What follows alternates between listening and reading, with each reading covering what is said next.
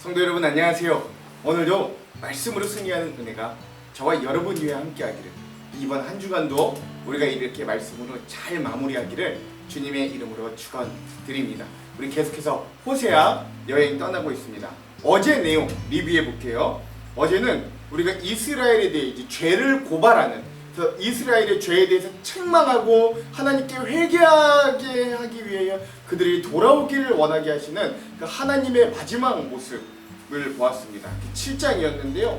왕궁의 지도자들, 즉 왕과 또 그 고관들이 그 왕국, 즉 북이스라엘의 지도자들이 얼마나 그 왕궁 안에서 타락하고 죄를 짓고 서로 모반을 하려고 꾀를 굴리고 하는지, 또 왕은 어리석어서 그런 줄도 모르고 그들과 악수하고 또 어떻게 백성들을 착취할까, 강한 자들과만 어울리는지 그런 모습들을 이렇게 살펴보았고요. 또 하나, 이들이 이방 나라, 즉 아스루와 애굽을 하나님보다도 의지함으로써 인해 하나님이 그들에게 심판을 내리시는 모습을 마치 화덕과 전병, 즉 한쪽만 구워서 한쪽은 타고 한쪽은 익지 않아 결국 먹지 못하고 버리게 되는 그런 전병, 또 열기가 계속해서 있는 그 화덕이 마치 이 북이스라엘의 어떤 음욕, 또 권력욕, 어떤 쾌락에 대한 이 불타오르는 이들의 어떤 뜨거운 욕망들을 화덕에 비유하는 모습들로 우리가 함께 살펴보았습니다. 기억나실 거예요.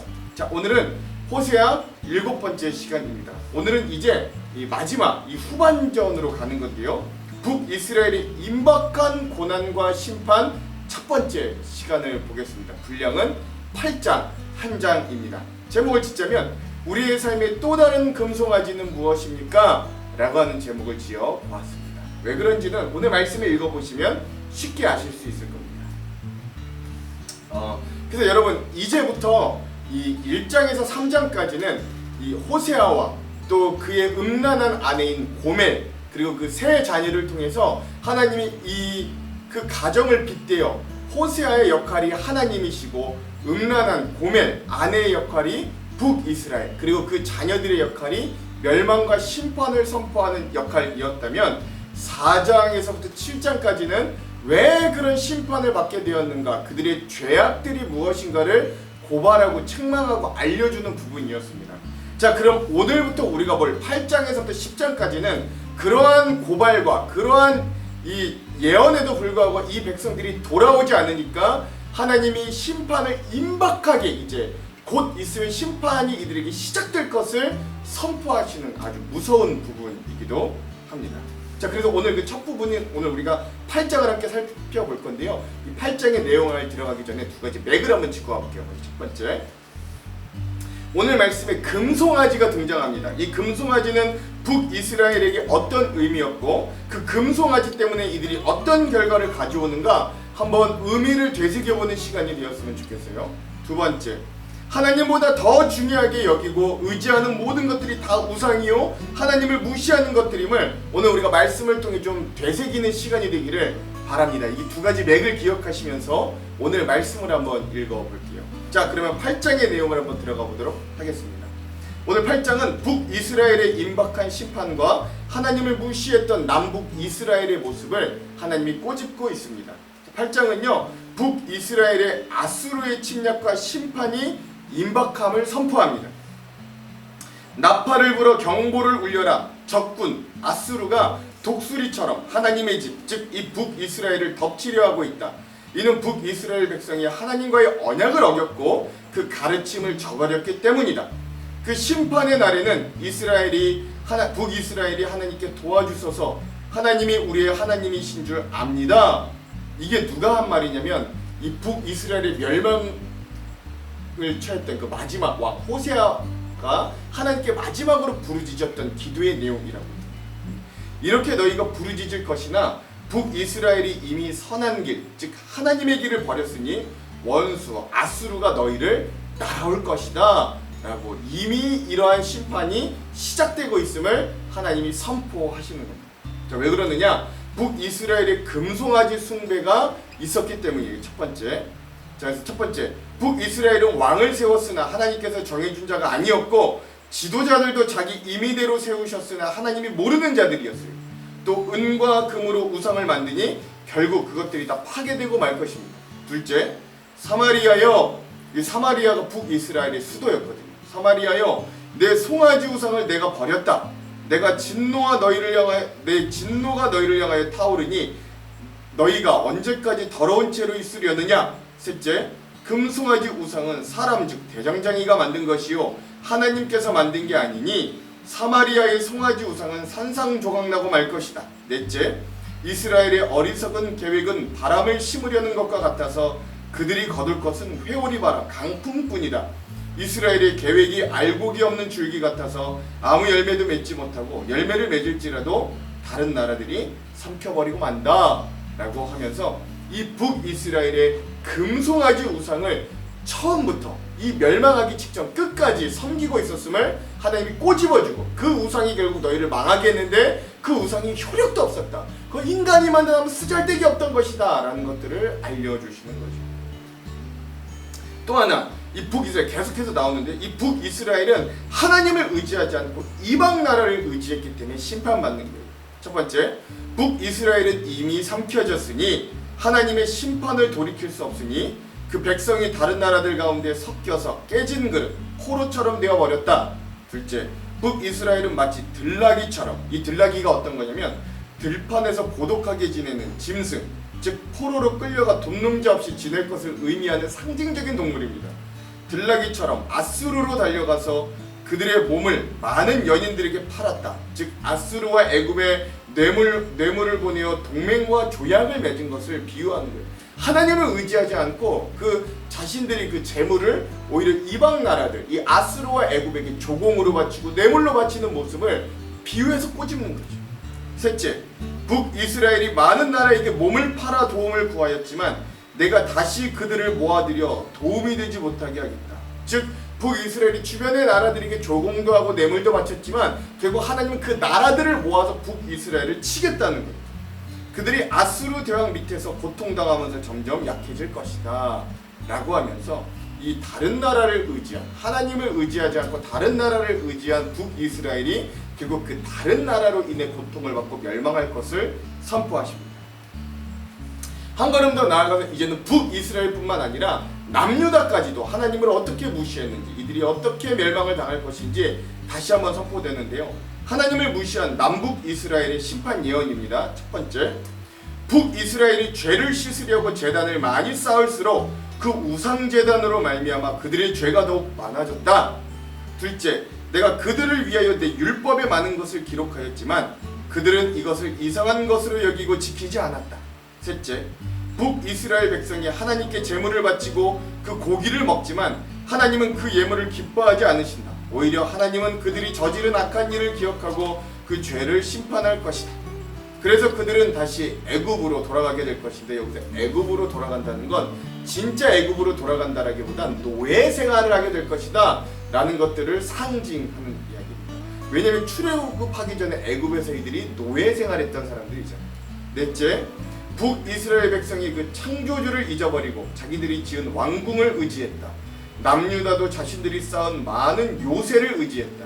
그러나 하나님께서 불을 보내어 그 왕궁을 불태우고 또 그 요새를 무너뜨리시겠다 라고 하면서 이 남과 북, 하나님을 여전히 둘 다 무시한 이 남유다와 북이스라엘에게 하나님의 심판이 임할 것을 이야기하면서 오늘 호세아 8장이 마무리됩니다.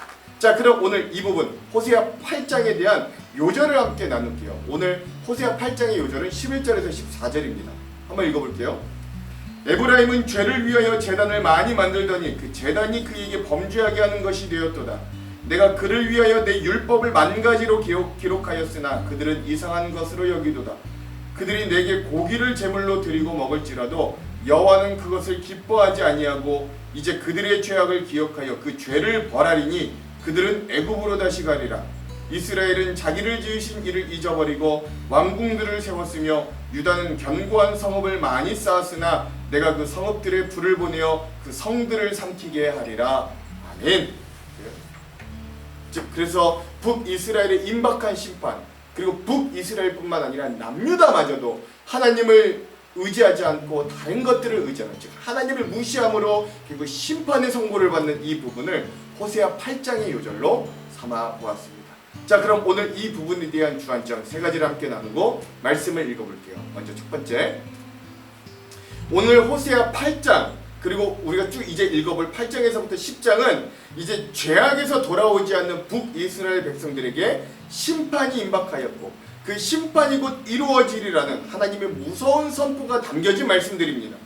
우리가 잘 알듯이 북이스라엘을 향한 하나님의 심판의 도구는 그 당시 팔레스타인 지역, 이 지역의 패권을 잡은 아수르 제국이었습니다.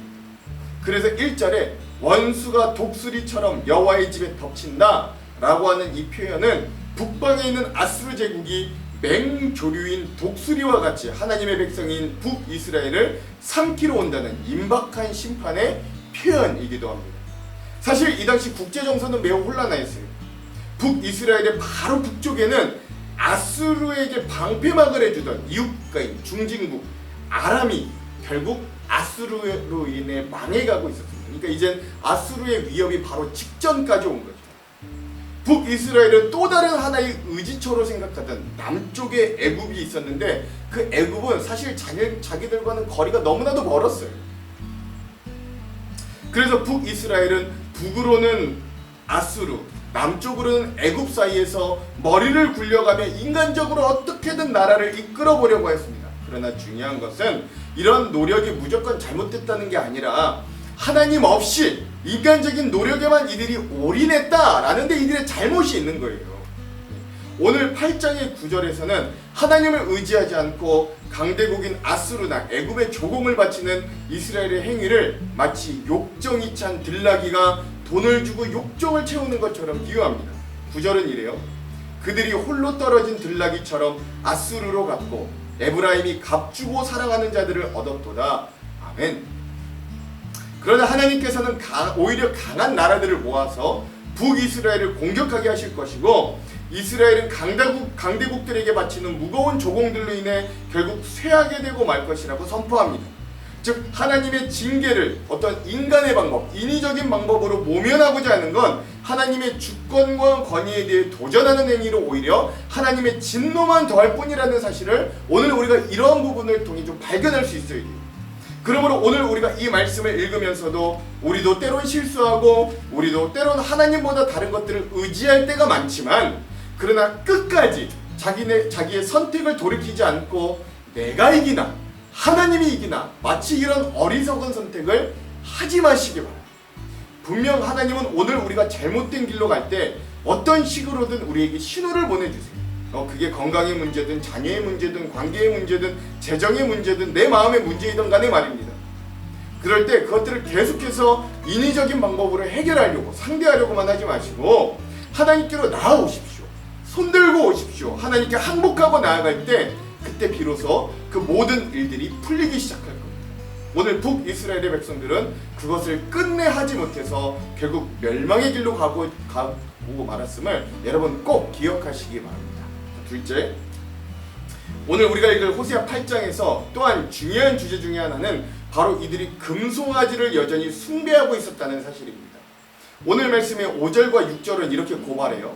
사마리아여 내 송아지는 벌어졌느니라 내 진노가 무리를 향하여 타오르나니 그들이 어느 때에야 무지하겠느냐. 이것은 이스라엘에서 나고 장인이 만든 것이라 참 신이 아니니 사마리아의 송아지가 산산조각이 나리라. 아멘. 금송아지 숭배는 북이스라엘이 처음 시작되었던 여로보암 1세 때부터 시작되었어요. 그러니까 첫 단추가 잘못된 거죠. 북이스라엘은 안타깝게도 남유다, 예루살렘의 성전을 가지지 못했습니다. 그래서 이들에게 하나님의 언약궤도 존재하지 않았어요. 그때 북이스라엘의 초대왕 여로보암 1세는 북이스라엘 가운데서도 신실한 백성들이 있었을 거 아니에요?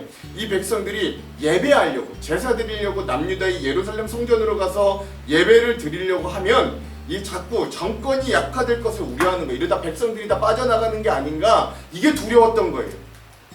그래서 인위적으로 금송아지를 만들고 그것이 북이스라엘의 또 다른 언약궤를 대신한다고 백성들을 속였습니다. 그리고 북이스라엘이 남유다로부터 떼어져 나와 멸망하기 직전까지 이들은 계속해서 그 금송아지를 섬기고 있었던 거예요. 결국 이 왕권과 정권이 약해지는 것이 두려워서 하나님보다 인간의 술수를 선택했던 것이죠. 것이 결국 이 첫 단추가 북이스라엘을 멸망으로 이끄는 결정적 도화선이 되었다라는 것입니다. 그러므로 오늘 우리의 삶에 이 금송아지가 주는 경종을 우리가 좀 잘 들어야 됩니다. 아무리 금송아지가 하나님의 법궤를 대신한다는 궤변을 늘어놓아도 금송아지는 결국 우상이 아닐 수 없는 거예요. 결국 우상일 뿐인 거예요. 어떻게 그게 하나님의 법궤가 되겠어요? 오늘날 우리도 하나님 아닌 다른 것들을 하나님으로 대체하여 섬길 수 있는 가능성이 얼마든지 많습니다. 그러므로 오늘 우리의 삶에 이러한 또 다른 모습의 금송아지는 없는지 잘 살펴보아야 합니다. 하나님에 대한 신실한 믿음을 버리고 눈앞의 이득을 선택한 북이스라엘 왕과 백성들에게 임한 하나님의 평가는 이래요. 7절입니다. 그들이 바람을 심고 광풍을 거둘 것이라. 심은 것이 줄기가 없으며 이삭은 열매를 맺지 못할 것이요 혹시 맺을지라도 이방 사람이 삼키리라. 아멘. 여기서 바람은 인간의 노력의 허무함과 무익함을 의미하고 광풍은 그러한 것에 대한 하나님의 심판과 파멸을 상징합니다. 하나님이 아닌 다른 곳에 의지를 두고 열심을 내면 열심을 내어 씨를 뿌리고 노력해도 그 열매를 거두지 못해요. 설령 거둔다 할지라도 그건 자기를 위한 게 아니라 남들이 다 뺏어갈 수밖에 없다라고 합니다. 그러므로 오늘 우리는 우리의 삶에 또 다른 금송아지가 있다면 반드시 당장 버리고 하나님만 의지하십시오. 그 첫 단추가 잘 꿰어져야 그 다음도 잘 꿰어질 수 있는 거예요. 오늘도 우리가 당장의 이득보다 길게 보며 하나님께서 기뻐하실 수 있는 길들을 선택할 수 있는 귀한 하루가 되기를 간절히 소망합니다. 마지막 세 번째, 오늘 8장의 본문 마지막 11절에서 14절은 하나님을 무시하는 남한국 유다와 북왕국 이스라엘의 모습이 적나라하게 고발됩니다. 오늘 요절이기도 했죠. 중요한 사실은 하나님께서는 하나님을 안다고 주장하는 북이스라엘이 제단을 많이 만든 걸 지적하였습니다. 하나님께서 자신을 위해 제단을 만들라고 단 한 번도 하지 않았습니다. 하나님은 성전마저도 하나님을 닮지 못한다고 말씀하시는 분이에요. 내가 어떤 장소에 내가 유한히 머물 존재가 아니다 라고 분명히 밝히시는 분이에요. 그럼에도 이스라엘 백성들이 저마다 제단을 신축한 이유는 하나님을 섬기며 예배드리기 위해서가 아니라 그곳에서 다양한 우상을 섬기기 위한 목적이 있었던 겁니다. 또한 이 백성들은 하나님께서 주신 말씀, 즉 율법에는 전혀 관심이 없었어요. 오늘로 치자면 하나님의 말씀에 관심이 없던 거죠. 제물로 쓰인 고기를 먹으려는 탐욕만 가득했습니다. 여러분, 사실 제물로 쓰인 고기를 먹는 경우는 화목 제물에 대해서 경우만 극히 일부분이었거든요. 그리고 그 외의 모든 번제의 경우는 하나님 앞에 온전히 불태워야 했음에도 불구하고, 그리고 나머지 것들은 제사장, 거룩한 몫이었음에도 불구하고 그들은 임의대로 화목제물로 일부러 변경해서 제물의 일부를 갈취하고 먹는 걸 즐겼다라는 거예요. 즉 하나님께 드릴 것마저 자신들의 즐거움을 위해 마구 가져다 쓴 거죠. 즉 이들의 죄된 상황은 주객이 전도된 신앙생활을 하고 있었다라는 것입니다. 주객이 전도된다는 말은 중요한 것과 부수적인 것의 순서가 뒤바뀐 경우를 의미합니다. 주객이 전도된 신앙생활을 하는 이스라엘을 향해 하나님께서는 그들의 죄악을 기억하여 그 죄를 벌하고 그들은 다시 애굽으로 가게 하겠다라고 13절에 선포하시는 거예요. 다시 말하면 범죄한 이스라엘은 애굽에서 종살이할 때처럼 이방 나라의 포로로 잡혀가서 종으로 전락하게 될 것이라고 경고하시는 거예요. 그 이후에 14절에는 각각의 나라들이 의지하는 것을 부셔버리겠다는 하나님의 엄중한 심판의 메시지로 오늘 이 말씀들이 마무리되는 거예요. 그래서 왕궁을 의지한 북이스라엘에게는 하나님이 그 왕궁을 불태우고 천혜의 요새를 의지한 남유다는 그 요새를 무너뜨리겠다라고 선포하십니다. 즉 이렇게 하나님보다 우선인 것들이 많아질 때 하나님은 반드시 그 백성들이 하나님보다 중요하게 여긴 그것들을 사용해서 심판하십니다. 이거 우리가 구약 읽으면서 계속 그 멋을 봤잖아요.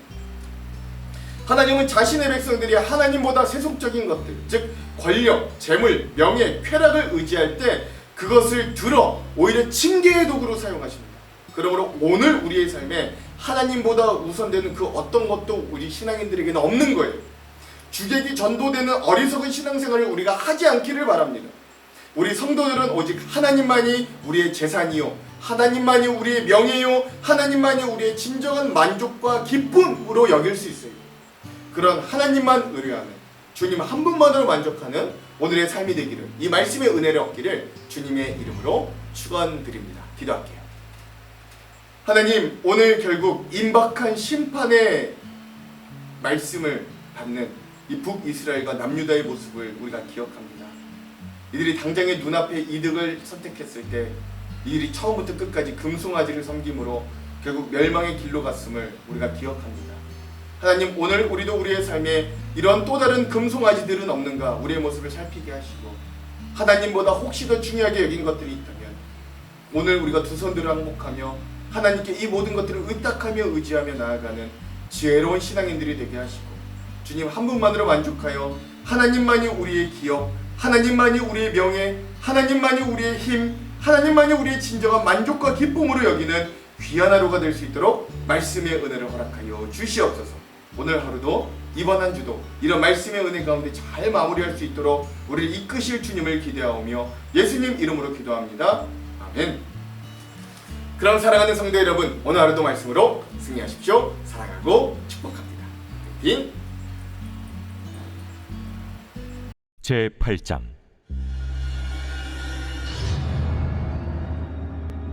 나팔을 내 입에 댈지어다.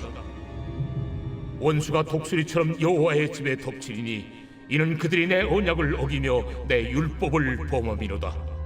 그들이 장차 내게 부르짖기를 나의 하나님이여 우리 이스라엘이 주를 아나이다 하리라. 이스라엘이 이미 선을 버렸으니 원수가 그를 따를 것이라.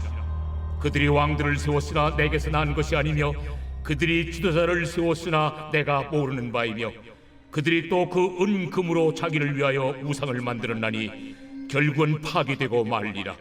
사마리아여, 내 송아지는 버려졌느니라. 내 진노가 무리를 향하여 타오르나니 그들이 어느 때에야 무죄하겠느냐. 이것은 이스라엘에서 나고 장인이 만든 것이라.